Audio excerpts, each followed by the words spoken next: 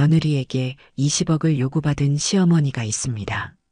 그런데 이 시어머니 보통 사람이 아니었죠. 오늘은 복수가 무엇인지 제대로 보여준 한 여성의 이야기를 들려드리겠습니다. 유정옥 씨는 서울 외곽의 조용한 한옥에서 혼자 살고 있습니다. 마당에는 정성스럽게 가꾼 화분들이 줄지어 서 있고 아침마다 물을 주는 것이 하루 일과의 시작이죠. 남편을 일찍 떠나보낸 후 홀로 아들을 키워낸 강인한 여성입니다. 그런 정옥 씨에게 며느리 장소희는 특별한 존재였어요. 처음 며느리를 맞았을 때 정옥 씨는 솔직히 마음이 편하지 않았습니다. 젊고 예쁜 며느리가 자신의 소중한 아들을 데려간다는 생각에 질투심도 있었죠. 하지만 소희는 달랐어요. 첫 명절 때 수저 놓는 법을 물어보며 엄마, 이렇게 하는 거 맞나요? 라고 조심스럽게 묻던 모습이 얼마나 사랑스러웠는지 모릅니다. 그때부터 정옥 씨의 마음은 점점 녹기 시작했죠. 소희는 정옥 씨의 요리 비법을 하나하나 물어보곤 했습니다. 엄마, 된장찌개에 고추장을 넣으시는 거예요? 정말 맛있어요. 하면서 눈을 반짝이던 모습을 정옥 씨는 지금도 생생하게 기억하고 있어요. 그럴 때마다 정옥 씨는 마치 친딸을 둔 것 같은 기분이었습니다. 아들 준호가 회사에서 늦게 돌아오는 날이면 둘이서 드라마를 보며 이런저런 이야기를 나누기도 했죠. 엄마, 요즘 준호 오빠가 스트레스를 많이 받는 것 같아요. 회사에서 승진 압박이 심하다고 하더라고요. 소희가 걱정스러운 표정으로 말하면 정옥 씨는 그러게 우리 준호가 너무 열심히 살아서 탈이야. 소희야, 내가 옆에서 많이 챙겨줘라고 대답하곤 했습니다. 그런 대화들이 정옥 씨에게는 소중한 일상이었어요. 소희는 소셜미디어도 열심히 했습니다. 예쁜 얼굴과 멋진 요리 사진들로 팔로워가 수만 명이나 되더라고요. 정옥 씨도 처음에는 신기해서 소희의 계정을 자주 들여다봤습니다. 우리 며느리가 이렇게 인기가 많구나 하면서 뿌듯해하기도 했죠. 소희가 올리는 가족 사진들을 보면서 참 우리가 행복하게 잘 살고 있구나 싶었어요. 그런데 요즘 들어 뭔가 이상했습니다. 아들 준호의 표정이 예전 같지 않았어요. 전화할 때도 목소리에 활기가 없었고 가끔 집에 들를 때면 깊은 생각에 잠겨 있는 모습을 자주 보였습니다. 정옥 씨가 요즘 어떻게 지내니? 소희하고는 잘 지내고? 하고 물어봐도 네, 엄마. 그냥 회사 일이 좀 바빠서요라고 대답할 뿐이었죠. 소희도 예전처럼 자주 안부 전화를 하지 않았습니다. 전에는 일주일에 두세 번은 꼭 전화해서 엄마 안녕하세요? 오늘 뭐 하세요? 라고 물어보곤 했는데 요즘은 한 달에 한 번 정도만 연락이 왔어요. 그것도 형식적인 안부 인사 정도였습니다. 정옥 씨는 젊은 사람들이니까 바쁘겠지 하고 생각하려고 했지만 마음 한구석이 허전했어요. 하지만 정옥 씨는 여전히 소희를 믿고 사랑했습니다. 가끔 마트에서 소희가 좋아하는 과일을 사다 놓기도 하고 소희 생일이 다가오면 미리 선물을 준비해 두곤 했죠. 우리 소희가 좋아할 만한 게 뭐가 있을까 하면서 백화점을 돌아다니는 것도 정옥 씨에게는 즐거운 일이었어요. 그렇게 정옥 씨는 평범하고 행복한 시어머니의 일상을 보내고 있었습니다. 어느 날 저녁 친구 세련이 정옥 씨를 찾아왔습니다. 세련은 정옥 씨와 수십 년간 우정을 나눠온 절친한 사이였어요. 둘이 차를 마시며 이런저런 이야기를 나누던 중 세련이 조심스럽게 입을 열었습니다. 정옥아, 혹시 소희 소셜미디어 요즘 봤니? 세련의 목소리에는 평소와 다른 진지함이 묻어났어요. 정옥 씨는 요즘은 잘 안 봤는데. 왜? 하고 대답했습니다. 세련은 잠시 망설이더니 자신의 휴대폰을 꺼내 정옥 씨에게 보여줬죠. 화면에는 소희의 최근 게시물이 떠 있었습니다. 맛있어 보이는 음식 사진이었는데 평소와 다른 점이 있었어요. 배경이 낯선 곳이었거든요. 고급스러운 레스토랑 같아 보였는데 정옥 씨가 아는 한준호와 소희가 자주 가는 곳은 아니었습니다. 여기가 어디지? 정옥 씨가 물었더니 세련이 화면을 위로 올려 다른 사진을 보여줬어요. 그 사진에는 소희와 함께 있는 남자의 손이 살짝 보였습니다. 정옥 씨는 처음에는 준호의 손인 줄 알았어요. 하지만 자세히 보니 시계가 달랐습니다. 준호가 차고 다니는 시계가 아니었죠. 세련이 말했습니다. 정호가 이 사진들 시간을 봐. 준호가 출장 간 날이야. 정옥 씨의 가슴이 철렁 내려앉았습니다. 하지만 여전히 믿고 싶지 않았어요. 그냥 친구들이랑 만난 걸 수도 있잖아. 세련아, 너무 깊게 생각하지 말자라고 말했지만 목소리는 이미 떨리고 있었습니다. 세련은 더 조심스럽게 말을 이어갔어요. 정호가 나도 그냥 넘어가려고 했어. 그런데 이 사진들을 자세히 보니까 세련이 화면을 확대해서 보여주는데 소희의 손가락에 반지가 없었어요. 결혼 반지 말이죠.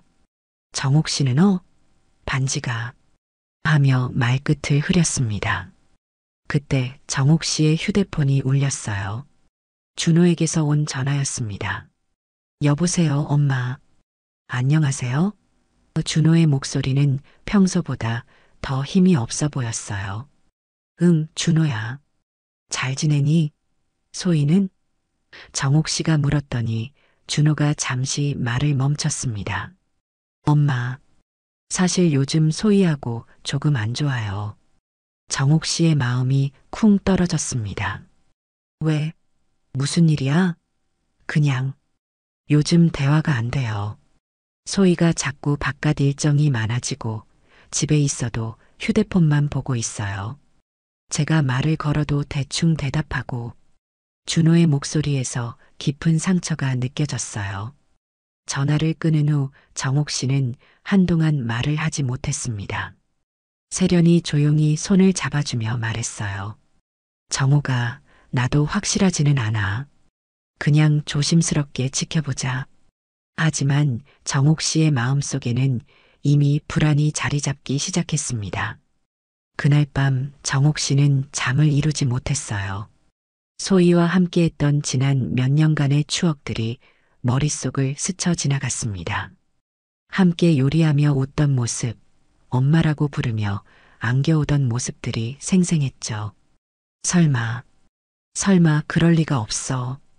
우리 소희가 그런 아이가 아닌데. 하지만 마음 한구석에서는 이미 불길한 예감이 커져가고 있었어요. 다음 날 아침 정옥 씨는 평소보다 일찍 일어나 마당의 화분들에 물을 주었습니다. 하지만 마음은 전혀 평온하지 않았어요.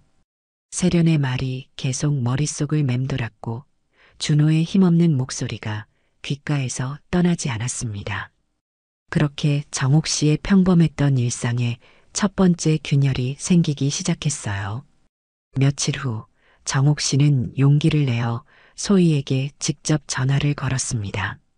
소희야, 안녕? 요즘 어떻게 지내니? 아, 엄마. 안녕하세요. 그냥 바쁘게 지내고 있어요. 소희의 목소리는 예전처럼 따뜻하지 않았어요. 어딘지 차가우면서도 거리감이 느껴졌습니다. 준호하고는 요즘 어때? 제가 요즘 좀 힘들어 보이던데. 정옥 씨가 조심스럽게 물었더니 소희가 잠시 말을 멈췄어요. 그리고는 엄마, 사실 말씀드릴 게 있어요. 시간 될 때 한번 뵐 수 있을까요? 라고 말했습니다. 정옥 씨의 가슴이 두근거리기 시작했죠. 다음 날 오후 소희가 한옥을 찾아왔습니다. 평소와 달리 화장을 진하게 하고 명품 가방을 들고 왔어요. 예전에는 엄마 왔어요 하며 밝게 인사하던 소희였는데 이날은 안녕하세요라고 딱딱하게 인사했습니다. 거실에 앉은 소희는 곧바로 본론을 꺼냈어요. 엄마, 저 준호 오빠랑 이혼하려고 해요. 정옥 씨는 귀를 의심했습니다. 뭐라고? 소희야, 갑자기 왜 그런 말을? 갑자기가 아니에요. 저희 이미 몇 달 전부터 문제가 있었거든요. 소희의 목소리는 담담했어요. 울거나 감정적으로 호소하는 것도 아니었습니다. 마치 사업 이야기를 하는 것처럼 차분했죠. 저희 성격이 안 맞는 것 같아요. 더 이상 함께 살기 어려울 것 같습니다. 정옥 씨는 당황스러웠어요. 소희야, 부부 생활에 어려움이 있을 수는 있지. 하지만 그걸 대화로 풀어나가야지. 갑자기 이혼이라니. 엄마께서 오해하고 계시는 것 같은데요. 이건 갑작스러운 결정이 아니에요. 저도 충분히 고민했습니다. 그때 소희가 가방에서 서류 봉투를 꺼냈어요. 이혼 합의서 초안이에요. 변호사랑 상의해서 만들었어요. 정옥 씨의 손이 떨렸습니다. 변호사? 소희야, 내가 벌써 변호사까지. 네, 이미 진행하고 있어요. 서류를 펼쳐보니 더욱 충격적이었어요. 위자료 항목에 20억이라고 적혀 있었거든요. 정옥 씨는 소희야, 이게 뭐니? 20억이라니. 하며 말을 잇지 못했습니다. 소희는 여전히 차분한 목소리로 설명했어요. 엄마께서 저희에게 주신 아파트 가격이 18억 정도죠? 거기에 위자료까지 합쳐서 20억 정도면 적당할 것 같아요. 그러면 깔끔하게 정리할 수 있을 거예요. 정옥 씨는 믿을 수 없었어요. 자신이 딸처럼 아꼈던 며느리가 이렇게 냉정하게 돈 이야기를 할 줄은 꿈에도 몰랐습니다. 소희야, 너 정말 이런 아이였니? 내가 너를 어떻게 대했는데. 엄마, 감정적으로 접근하지 마세요. 이건 현실적인 문제예요. 저도 제 인생을 살아야 하거든요. 소희의 말에는 조금의 망설임도 없었어요. 정옥 씨는 마지막으로 호소해 봤습니다. 소희야, 다시 한번 생각해 보자. 준호와 너 처음에 얼마나 사랑했는데. 그리고 나도 너를 얼마나 아꼈는지 아니? 소희가 처음으로 정옥 씨를 똑바로 쳐다봤어요. 그 눈빛이 차가웠습니다. 엄마, 솔직히 말씀드릴게요. 저 이미 다른 사람이 있어요. 그 사람과 새로운 시작을 하고 싶어요. 그러니까 이번 일을 너무 복잡하게 만들지 마세요. 정옥 씨는 그 순간 모든 걸 이해했어요. 세련이 보여준 사진들, 준호의 힘없는 목소리, 최근 소희의 변화들. 모든 퍼즐이 맞춰졌습니다. 소희야, 너 정말.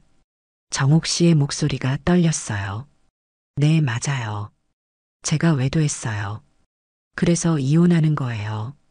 더 이상 숨기고 싶지 않아요. 소희는 오히려 당당했습니다. 그 사람이 저를 더 이해해줘요. 그리고 더 나은 미래를 약속해주고요. 정옥 씨는 그 자리에서 일어날 수가 없었어요. 몇 년 동안 쌓아온 믿음과 사랑이 한순간에 무너져 내리는 기분이었습니다. 소희는 가방을 들고 일어서며 말했어요. 생각해 보시고 연락 주세요. 빨리 정리했으면 좋겠어요. 그리고는 돌아서서 나가버렸습니다. 정옥 씨는 한참 동안 그 자리에 앉아 있었어요. 손에는 20억이라고 적힌 서류가 들려 있었고 마음은 온통 혼란스러웠습니다. 그렇게 정옥 씨의 인생의 본격적인 폭풍이 시작되었습니다. 그날 밤 정옥 씨는 잠들 수 없었습니다. 소희의 차가운 말들이 귓가에서 맴돌았어요. 저도 제 인생을 살아야 하거든요. 이미 다른 사람이 있어요. 어떻게 그렇게 태연하게 말할 수 있었을까요? 정옥 씨는 천장을 바라보며 지난 몇 년을 되돌아봤습니다. 아침 일찍 세련에게 전화를 걸었어요. 세련아, 나 좀 만나자. 급한 일이 있어. 세련은 정옥 씨의 목소리만 들어도 상황을 눈치챘습니다. 정옥아, 무슨 일이야? 목소리가. 직접 만나서 이야기할게. 변호사 사무실로 와줄 수 있어? 세련은 작은 법률사무소에서 사무장으로 일하고 있었어요. 정옥 씨가 사무실에 도착했을 때 세련은 이미 차를 준비해 놓고 기다리고 있었습니다. 정옥아, 얼굴이 왜 이래? 밤새 잠도 못 잤네. 정옥 씨는 어제 있었던 일을 차근차근 설명했어요. 소희의 이혼 선언, 20억 요구, 그리고 외도 고백까지. 모든 걸 듣고 난 세련의 표정이 굳어졌습니다. 정옥아, 이건 정말 심각하네. 그런데 넌 어떻게 할 거야? 모르겠어, 세련아. 내가 그 아이를 어떻게 대했는데. 이럴 수가 있나? 정옥 씨의 목소리에는 분노보다는 깊은 상처가 묻어났어요. 세련이 조용히 말했습니다. 정옥아, 이제 감정적으로 접근하면 안 돼. 냉정하게 생각해야 해.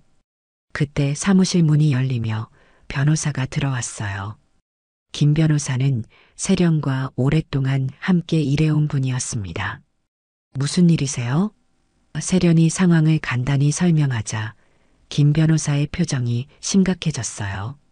일단 증여 관련 서류부터 확인해 봐야겠네요. 혹시 아파트 증여할 때 어떤 조건을 달았는지 기억나세요? 정옥 씨는 고개를 저었어요. 그냥 아들 부부가 잘 살라고 준 건데 특별한 조건은 김 변호사가 서류를 찾아보더니 놀란 표정을 지었습니다. 이거 보세요. 여기 특약 조항이 있네요. 혼인관계 파탄 시 증여자의 의사에 따라 증여를 철회할 수 있다고 되어 있어요. 정옥 씨는 기억이 났어요. 아, 맞다. 그때 김 변호사님이 혹시 모르니까 이런 조항을 넣어두자고 하셨지. 나는 그냥 형식적인 줄 알았는데 이건 정말 중요한 조항이에요. 이 조항만 있으면 아파트 소유권을 다시 가져올 수 있어요. 소혜 씨가 20억을 요구할 근거가 사라지는 거죠. 김 변호사의 설명을 들으며 정옥 씨의 마음에 처음으로 희망이 보였어요. 세련이 말했습니다. 정옥아, 그런데 외도 증거는 확실해? 소희가 인정했다고 하지만 법적으로는 증거가 있어야 해. 정옥 씨는 소희가 직접 말했는데 하고 말하다가 멈췄어요. 구두로 한 말만으로는 부족할 수 있다는 걸 깨달았거든요. 김 변호사가 조언했습니다.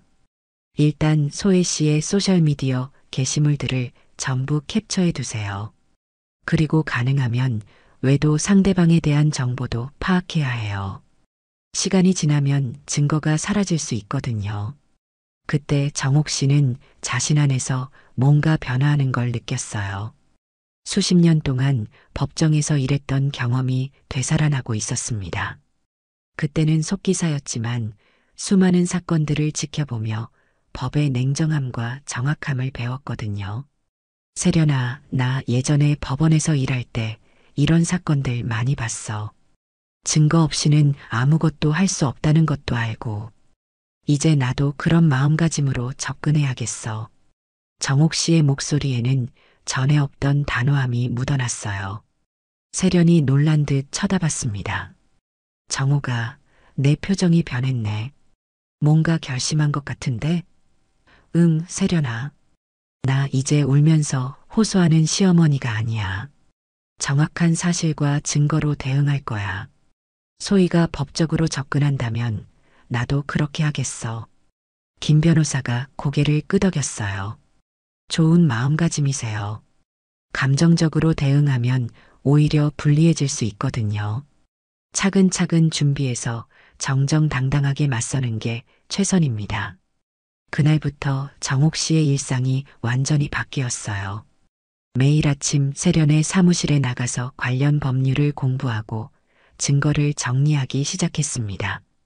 며느리를 향한 마음 역시 서서히 변해가고 있었어요. 이제는 사랑하는 며느리가 아니라 맞서야 할 상대방이 되어 있었습니다. 정옥 씨는 본격적인 증거 수집에 나섰습니다. 세련과 함께 소희의 소셜미디어를 샅샅이 뒤져봤어요. 지난 6개월간의 게시물들을 시간순으로 정리하면서 수상한 부분들을 하나씩 찾아냈습니다. 정옥아, 이거 봐. 이 날짜는 준호가 부산 출장 간 날인데 소희가 강남에서 찍은 사진이야. 그런데 여기 반사된 거울에 남자 실루엣이 보여. 세련이 화면을 확대해서 보여주자 정옥 씨도 확인할 수 있었어요. 더 충격적인 건 소희가 착용한 액세서리들이었습니다. 평소에 보지 못했던 비싼 목걸이와 시계들이 자꾸 등장했어요. 이 목걸이 적어도 몇백만 원은 할 것 같은데 준호 월급으로는 이런 걸 선물하기 어려울 텐데 정옥 씨의 추리력이 발휘되기 시작했습니다.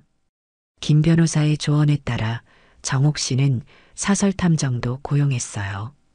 증거는 많을수록 좋아요.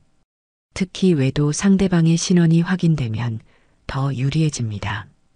며칠 후 탐정이 가져온 보고서는 정옥 씨를 더욱 분노하게 만들었어요. 외도 상대방은 대형 건설회사 전무입니다. 기혼자고요. 아내와 중학생 딸이 있어요. 소희 씨와는 석 달 전부터 만나기 시작한 것으로 보입니다. 탐정의 설명을 들으며 정옥 씨는 주먹을 꽉 쥐었어요. 기혼자와의 불륜이라니 더욱 용납할 수 없었습니다.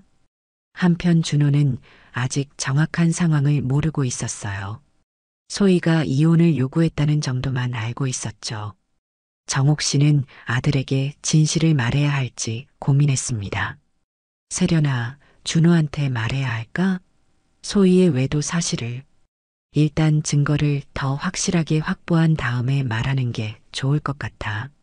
지금 말하면 준호가 감정적으로 행동할 수도 있어. 세련의 조언이 옳았어요. 준호는 성격상 충격을 받으면 무모한 행동을 할 수 있었거든요. 그 사이 소희는 계속해서 이혼을 재촉했습니다. 엄마, 생각해 보셨어요? 빨리 결정해 주세요. 저도 새로운 시작을 해야 하니까요. 전화 목소리는 여전히 차갑고 무감정했어요. 정옥 씨는 시간을 벌기 위해 대답을 미뤘습니다. 소희야, 이런 큰 일을 성급하게 결정할 수는 없잖니. 조금만 더 시간을 줘. 엄마, 너무 오래 끌지 마세요. 한 달 안에는 결정해 주셔야 해요. 그 한 달 동안 정옥 씨의 일상은 완전히 바뀌었어요. 아침에 일어나면 제일 먼저 증거 파일을 정리했고 김 변호사와 전략을 논의했습니다. 예전에 온화한 시어머니는 더 이상 없었어요.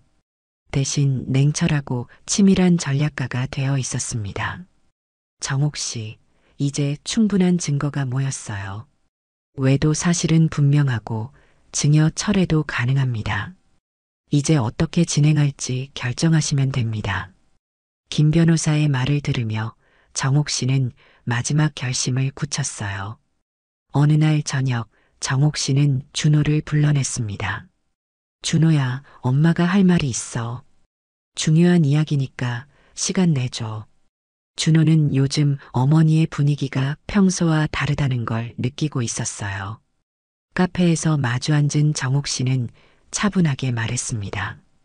준호야, 엄마가 소희에 대해 조사를 좀 해봤어. 조사요? 엄마, 무슨? 소희가 다른 남자와 만나고 있어. 석 달 전부터 불륜 관계야. 준호의 얼굴이 하얗게 변했어요. 엄마, 그게 확실한 거예요? 정옥 씨는 준비해온 증거 파일을 조용히 내밀었습니다. 사진들, 탐정 보고서, 소셜미디어 캡처 화면들. 모든 것이 명확했어요. 준호야, 엄마는 이제 더 이상 감정적으로 대응하지 않을 거야. 소희가 법적으로 접근한다면 우리도 법적으로 대응할 거야. 정옥 씨의 목소리에는 흔들림이 없었어요. 준호는 한참 동안 서류들을 들여다봤습니다. 그리고는 고개를 들어 어머니를 바라봤어요. 엄마, 어떻게 하실 거예요? 이혼은 소희가 원하는 대로 해줄 거야. 대신 20억은 한 푼도 줄 수 없어. 오히려 소희가 아파트에서 나가야 해. 그날 밤 준호는 소희와 마지막 대화를 나눴어요. 모든 증거를 보여주면서 정말 이렇게 끝내고 싶냐고 물었습니다. 소희의 대답은 여전히 차가웠어요. 네, 이미 결정한 일이에요. 그리고 위자료는 받을 거예요.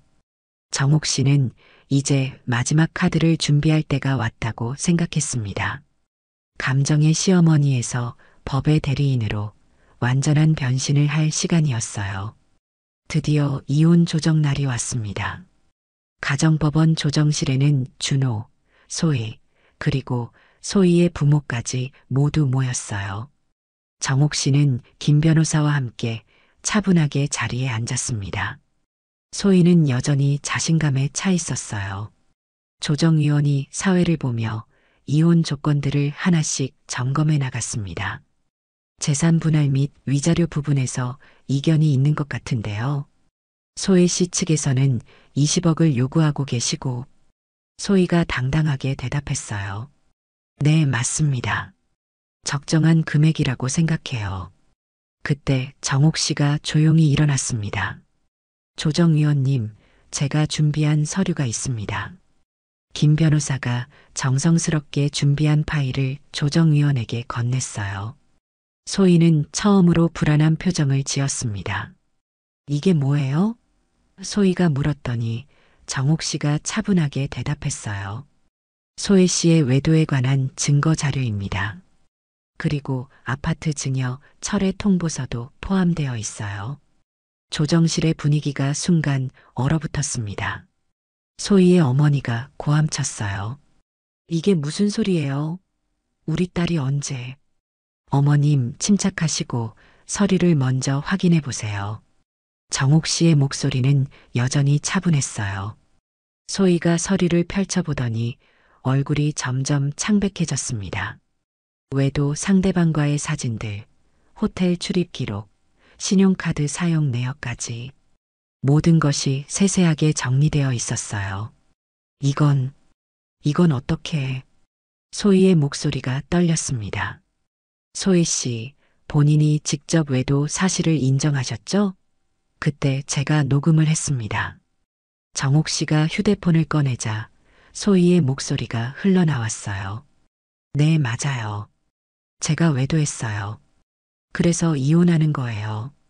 조정위원이 서류들을 검토한 후 말했습니다.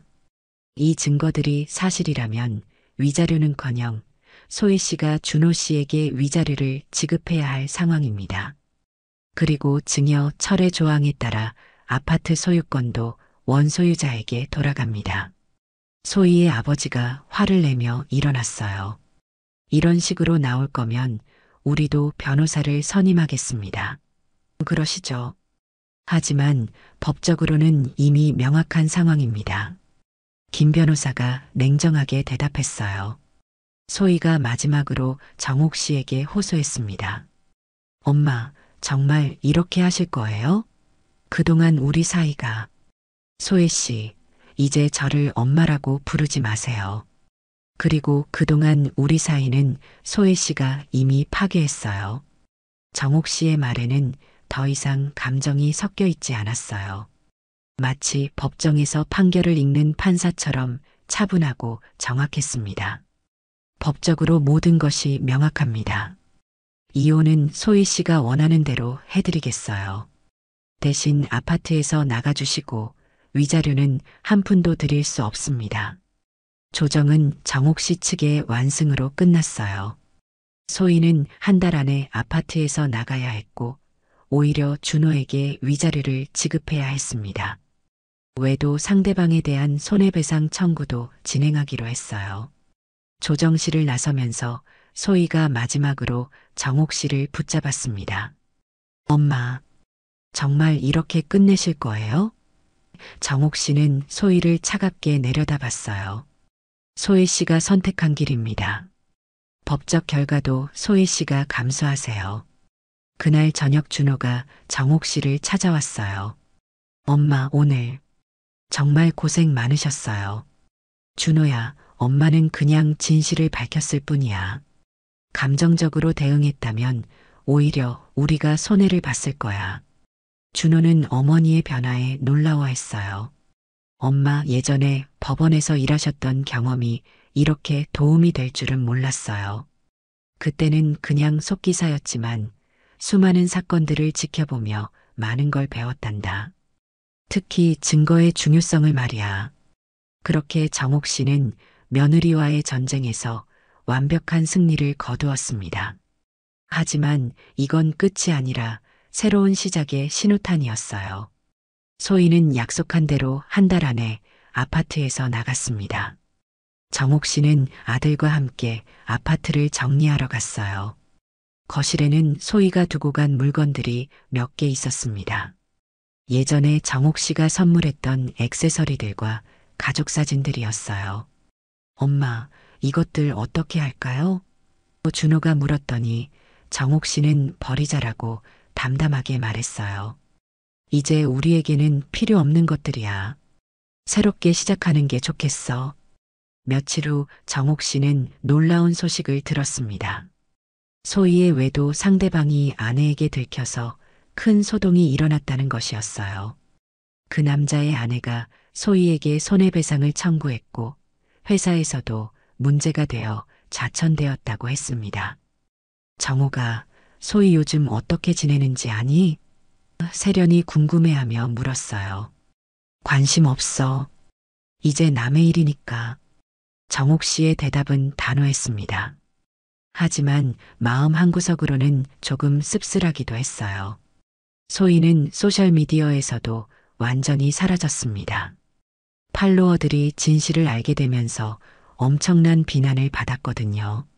예전에 그렇게 자랑스럽게 올렸던 가족 사진들과 행복한 일상들이 모두 거짓이었다는 게 밝혀지면서 사람들의 실망도 컸어요. 한편 정옥 씨는 완전히 새로운 일상을 시작했습니다. 김 변호사의 제안으로 법률 상담소에서 자문 역할을 맡게 되었어요. 정옥 씨의 경험과 꼼꼼함이라면 큰 도움이 될 것 같아요. 처음에는 단순한 서류 정리 일이었지만 점점 더 중요한 역할을 맡게 되었습니다. 특히 가정 문제로 고민하는 의뢰인들에게는 정옥 씨의 조언이 큰 힘이 되었어요. 저도 비슷한 경험이 있어서 마음을 이해해요. 하지만 감정적으로만 대응하면 안 됩니다. 정확한 사실과 증거가 중요해요. 어느 날 정옥 씨를 찾아온 의뢰인이 있었어요. 며느리의 외도로 고민하는 60대 여성이었습니다. 선생님, 저는 어떻게 해야 할까요? 너무 억울하고 화가 나요. 정옥 씨는 자신의 경험을 바탕으로 차근차근 조언해 줬어요. 감정을 이해해요. 하지만 지금은 냉정해지셔야 해요. 일단 증거부터 확보하세요. 그리고 법적 대응 방안을 마련하시고요. 울고 호소하는 것보다 정확한 사실이 더 강력한 무기가 됩니다. 그 여성은 정옥 씨의 조언에 따라 차근차근 준비했고 결국 좋은 결과를 얻었어요. 나중에 감사 인사를 하러 왔을 때 선생님 덕분에 새로운 인생을 시작할 수 있게 되었어요 라고 말했습니다. 정옥 씨는 이런 일들을 하면서 새로운 보람을 느꼈어요.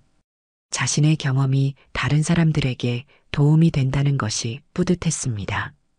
예전에는 그냥 며느리를 기다리며 지내던 평범한 시어머니였는데 이제는 사람들에게 실질적인 도움을 주는 역할을 하고 있었어요.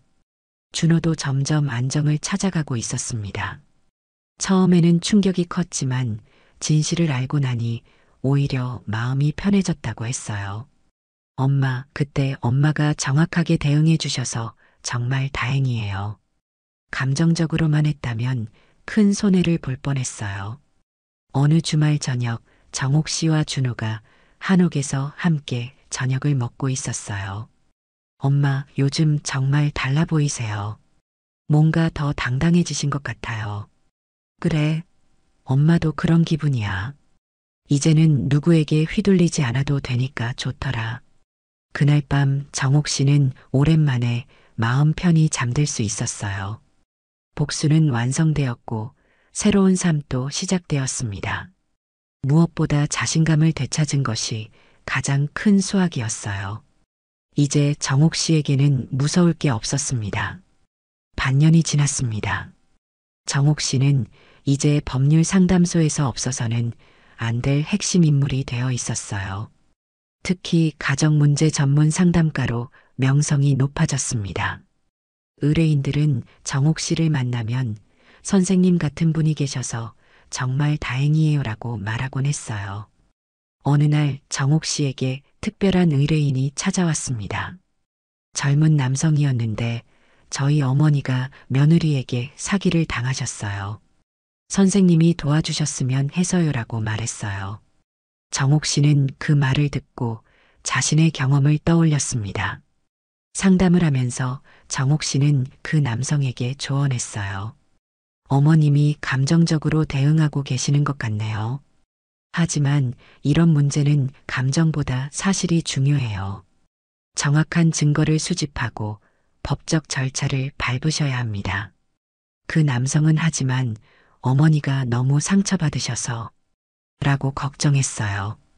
정옥 씨가 대답했습니다. 상처받는 것은 자연스러워요. 저도 처음에는 그랬거든요. 하지만 그 상처를 힘으로 바꿀 수 있어요. 정의를 실현하는 힘으로 말이죠. 며칠 후 그 남성이 어머니와 함께 다시 찾아왔어요. 70대 여성이었는데 정옥 씨와 비슷한 상황이었습니다. 선생님, 저는 어떻게 해야 할까요? 너무 억울해서 밤에 잠도 못 자요. 정옥 씨는 그 여성의 손을 잡고 차분하게 말했어요. 어머님, 마음 충분히 이해해요. 저도 똑같은 경험을 했거든요. 하지만 지금은 울 때가 아니라 행동할 때예요. 제가 도와드릴게요. 몇 달 동안 정옥 씨는 그 여성의 사건을 도왔습니다. 증거 수집부터 법적 대응까지 자신이 겪었던 과정을 그대로 적용했어요. 결과는 성공적이었습니다. 그 여성도 정의를 실현할 수 있었어요. 선생님 덕분에 새로운 삶을 시작할 수 있게 되었어요. 어떻게 감사를 드려야 할지. 그 여성이 눈물을 흘리며 감사 인사를 했을 때 정옥 씨는 진정한 보람을 느꼈어요. 한편 소희에 대한 소식이 간간히 들려왔습니다. 외도 상대방과도 결국 이별했고 지금은 혼자 작은 원룸에서 지내고 있다고 했어요. 예전의 화려한 모습은 완전히 사라졌습니다. 세련이 소희 근황 들어봤니? 라고 물었을 때 정옥 씨는 관심 없어. 그 아이는 이미 내 인생에서 지워진 사람이야 라고 대답했어요. 준호는 새로운 연인을 만났습니다. 회사 동료였는데 정옥 씨에게 인사를 하러 왔어요. 어머님, 안녕하세요. 준호 씨로부터 어머님 이야기를 많이 들었어요. 정말 존경스러워요. 그 여성은 소희와는 완전히 달랐어요. 수수하지만 진실한 마음이 느껴졌고 정옥 씨에게도 진심으로 다가왔습니다. 어머님, 제가 요리를 배우고 싶은데 가르쳐 주실 수 있을까요? 정옥 씨는 기쁜 마음으로 그 여성에게 요리를 가르쳐 줬어요. 하지만 예전처럼 무조건적인 사랑을 주지는 않았습니다. 이제는 신중하게 사람을 판단할 줄 알았거든요. 시간을 두고 천천히 알아가자는 마음가짐이었어요. 어느 저녁 정옥 씨는 한옥마당에 앉아 하늘을 바라봤습니다. 별들이 반짝이고 있었고 마음은 평온했어요. 지난 1년을 돌이켜보니 참 많은 일이 있었습니다. 배신당한 상처, 복수의 과정, 그리고 새로운 시작까지. 세련이 전화를 걸어왔어요. 정우가 요즘 어때? 많이 바쁘지? 응, 바쁘지만 좋아. 내가 누군가에게 도움이 되고 있다는 느낌이 들어서 뿌듯해. 너 정말 많이 변했네. 예전보다 훨씬 당당해 보여. 정옥 씨는 웃으며 대답했어요. 세련아, 나 이제 다시 사람을 믿을 거야. 하지만 무조건적으로 믿지는 않을 거야. 증거와 시간으로 확인한 후에 믿을 거야. 그게 맞는 것 같아. 너 정말 현명해졌어. 전화를 끊고 나서 정옥 씨는 다시 하늘을 올려다봤습니다. 인생의 마지막 장에서 이런 일을 겪게 될 줄은 몰랐어요. 하지만 지금은 후회하지 않았습니다. 오히려 감사했어요. 이 경험을 통해 더 강해졌고 더 많은 사람들을 도울 수 있게 되었으니까요. 사람은 변하지만 진실은 변하지 않아. 그리고 그 진실을 지키는 것도 결국은 사람이지. 정옥 씨는 혼자 중얼거리며 집으로 들어갔습니다. 내일도 누군가를 도와줄 하루가 기다리고 있었어요. 이제 정옥 씨에게는 새로운 사명이 있었습니다. 그것은 진실을 찾아주고 정의를 실현하도록 돕는 일이었어요. 이상으로 유정옥 씨의 이야기를 마치겠습니다. 며느리에게 배신당한 시어머니가 어떻게 냉철한 복수를 완성했는지, 그리고 그 과정에서 어떻게 새로운 삶을 찾았는지 들려드렸어요. 때로는 감정보다 진실이, 눈물보다 증거가 더 강력할 때가 있다는 걸 보여주는 이야기였습니다.